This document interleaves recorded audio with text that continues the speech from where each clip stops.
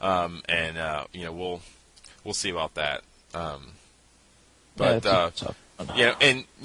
was most of the feedback. It was generally positive, but I think I think there's some stuff for us to work on, and I think we're just going to get better here on out. And I'm really excited to see where the podcast goes. I think we'll do all right. Okay, going on from that, I want to know what you guys have been playing this week. So, Ryan, what have you been playing on OnLive? Well, I have been playing an OnLive game, which is Mafia 2, which that last level is just going to make my head explode. I'm on the last chapter, and for some reason I just can't beat it on the hardest difficulty. And I also played a bunch of Necrovision. Nice. I just actually started Mafia 2 last week from the last $5 Friday sale, and it's a really amazing game. Like I skipped over it completely on the home consoles, and if it weren't for OnLive, I never would have played it. But what have you liked about the game so far? Basically just the way it's portrayed. It's not like a lot of those Mafia games. Like, if you take the Godfather game, they really threw so much of a stereotype into it that it overshadowed the entire thing. Mm-hmm. Mafia, it really feels like you're actually watching a movie that's not so over the top where it's like, all right, I get it. They're Italian, they're in the mob, mafia, whatever. They're gonna go shoot some people. Mm-hmm. That's about it. This one, when you start getting into the game, you definitely feel like you're watching a movie and you're actually taking part in it. And graphically, I actually sat today and my wife was in here and she was watching me kind of get close to the end. And just the details that they put on their face. Like, the main character has a scar that goes all the way up his face, and it's so faint. Like, he got it a long time ago, maybe when he was in the war or whatever.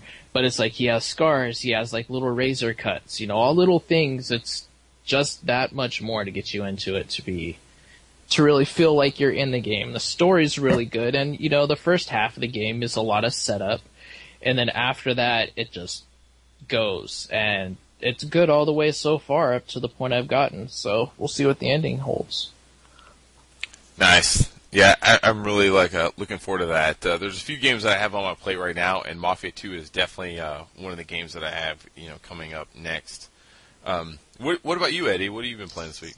I've been playing a little bit of NBA 2K11. Nice. Oh yeah, same here. It's probably one of my favorite games on OnLive. I'm a big sports addict though, so. Right. I've also been playing Assassin's Creed Brotherhood multiplayer. Nice.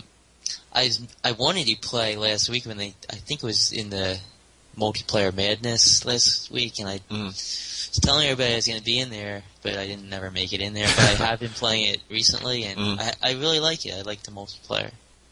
It's a lot different than a lot of the multiplayer that's out nowadays, where it's just trying to rack up as many kills as you can, and it seems like the the fundamentals about the game or the multiplayer is a lot different than what you see in a lot of other games out there. Yeah, it's a lot. It's not just offense where you're going after a certain person, but you're also having to defend against the guy going after you. So it's different. I like it. Have you been playing mostly multiplayer, or have you played the single player at all? I haven't played the single player at all, actually. And that's the thing, with me, I played the first Assassin's Creed, and the campaign was okay, but it seemed like it got really repetitive. So for me, knowing what I know about Assassin's Creed Brotherhood, I'm way more interested about playing the multiplayer rather than the campaign. Yeah. That's almost an afterthought to me at this point. I've heard so much about the multiplayer, and I really want to get into that. But I have so many other games on my plate right now that I haven't been able to do it yet. But I definitely want to. I know. That's a problem. Yeah. Well, it's the second one was better than the first, and the third one was better than the second. So it was actually the first one was graphically it looked really cool, and then it did get repetitive. But it's actually picked up. There's more of a story draw than there was from the first one. So it's if you're gonna get it already, it's give it a shot. Play 2 got better, 3 really kind of wrapped things around pretty well. Nice. What about NBA 2K11? Yeah, how is that on the service? It's good. I like it. I've had a good time playing it. I haven't done multiplayer with that. I play with the 76ers. Usually end up losing to the Lakers or Heat or something. But Yeah, obviously. Yeah, then I'm gonna have to play against you. I'll play with the Sacramento Kings to make you feel better. Those Okay, are that really should be bad fair. teams. I have to Yeah. get in there with my Dallas Mavericks right now. We're Uh-huh. embroiled right now. We're actually going to be. I think they actually are playing right now in the playoffs. So I'm going to be interested in watching that a little bit later. Yeah. This week, for me at least, I've been playing Batman: Arkham Asylum. And I'm trying to get through that. I actually finished game. Red Faction earlier in the week, which is an amazing game. That was such a great game. I was so happy with it. But Batman, man, that has really, really surprised me. I have to comment on one particular level, and I don't know if you guys have played it yet. But the as you walk into the morgue, a little bit, it's pretty early on in the game, but it's this when you encounter Scarecrow. That was just one of the most amazing moments I think I've experienced in a game in the last couple of years. It was just so frightening. I was sitting in my living room playing on my micro console, and the lights were dark. It was the perfect setting for a survival horror type of game, and I wasn't expecting that. That's the thing. You're playing Batman: Arkham Asylum, Yeah. and you're not expecting to be scared. You're being the hunter. You're fighting all these crazy bad guys or whatever. And then all of a sudden, you walk into this morgue level, and you get really freaked out, and then you have to play this really neat little boss. For those who haven't played it, you walk into the morgue, and the Scarecrow comes in. He starts messing with your mind or whatever, and then you have to play this little sort of a boss level where Scarecrow is really, really big in the middle of this little level, and you have to run around and hide behind the objects and not let them see you. And then at the very, you have to basically scale these different walls and platforms, and then get up to the highest point of the platform, and then jump on his back and I guess take him down or whatever. But that was an amazing point in that game, and I was just really impressed by it, and it's just such a great game. Yeah, I agree. I think it's the first game I ever played on OnLive, if I remember correctly. Wow. Yeah, I picked it up on the one of the $5 Fridays. I think it was a week before last. And looking back, to get that game for $5, that's insane. That's awesome. That's just ridiculous. I mean, knowing what I know about that game now, I would gladly pay $60 for that. I would gladly pay full price for that game right now. And I heard so much about it. It's such a good game. I'm actually staring at my collector's edition I bought for the PS3 that has the full size Batarang in it and all kinds of stuff with the Joker levels and all kinds of neat things. Have you And played I on don't OnLive? regret it. Have you played on OnLive yet? Or Yeah, have you I just- played it on OnLive. I wasn't gonna ever buy it, and it was $5. Okay. And so I have been playing, and it's been I mean, I like it. I don't regret it. I've started playing it again.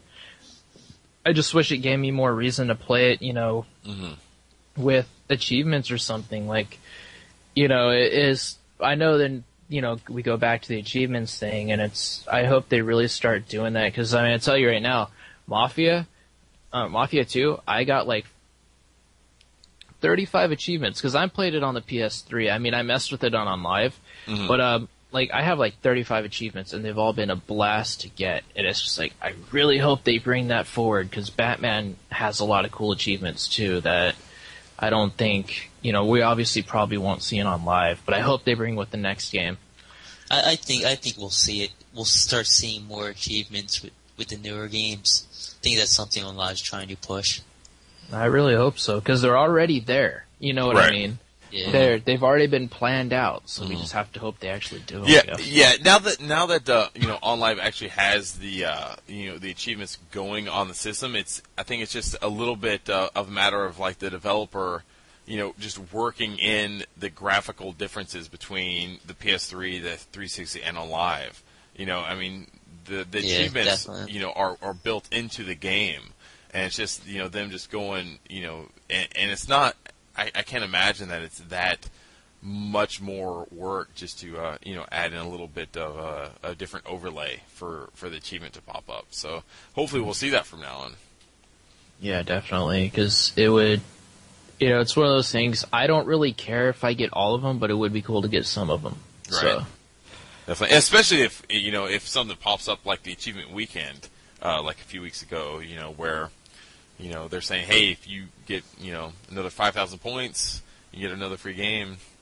That'd be nice. Yeah, I thought that was a great idea. Something I'd like to see more often from OnLive. That was one of the coolest things I've seen yet, and it gave me a reason to play and hunt for achievements. And that was the first time yet in this entire generation, and I'm speaking of when the Xbox 360 and PS3 launched, that it really gave me a reason to hunt for achievements. And before that, I had none. See, and that lets OnLive separate themselves from other systems too, being able to do things like that. Right. Yeah, I definitely agree. Let's go into some of the news now. It was announced earlier today that Kane and Lynch 2 Dog Days is going to be the $5 Friday game this week. I want to get your guys' idea or your thoughts on that. I haven't played the game. I don't know too much about it. Have you guys tried it out yet? At full price, I wouldn't have bought it. Right. It's not a $50 or $60 game for me, or maybe even a $40 game. But at $5, it is really hard for me to tell you no. Right. I mean, I got it for $5 off of a previous sale, one of the holiday sales, whichever one it was, and honestly, it's not that bad of a game. It's a little difficult because you've got nothing is really stable with the game down to camera movements and the main character. But as you get going to it, you get used to it, and you can actually have a lot of fun. You will kind of get rid of the whole YouTube-style guerrilla filming thing that they have going on, and then you actually can get to the point where you'll actually start to have fun with it. So for $5, can't really say no. Yeah, it definitely takes time getting used to. I was playing it a little bit this morning. I think it's hard to say no to any $5 game that's like a full retail release. There's a few games I could say no. Like, let's not get into that African Hunter game or whatever. For free. That was like a game that OnLive released just for the achievements, it seems. I think that the day that the achievements were announced, they released that game. It seems like it was to introduce the achievements. Right. But Kane and Lynch, $5. Get it if you're only going to play it for an hour. I mean, it'll be a lot of fun. It is. It's a fun game. When you get those $5 Friday things in there and you go through the arena, oh man, whatever game it is that's $5 Friday is just your arena is full of mostly just that game. So yeah, I've noticed that too. So it's good that they're having the multiplayer madness for that game. Yeah, my only problem with these $5 Fridays is we're running low on games. Yeah. Before too long, everyone's going to have all the games on the service. Well, we just need for OnLive to start releasing more games. Right. Yeah, it'll cost you like $100 to own every game on OnLive. I think I can handle that. I don't think this is that bad of a deal. As long as they keep adding new games, like Eddie was saying. Yeah. Next up, though, is we have Necrovision join the Play Pack this week. And have you guys had any time to actually to play that at all? I played into it fairly deep. Mm-hmm. I can rip the Band-Aid off right now, just like all at once, and tell you it's not an amazing game in any way. I agree. Graphically, it is a complete mess. Right. It's also far from being like laptop friendly. If you, unless you have a mouse with a third button for your melee attack. Otherwise, it is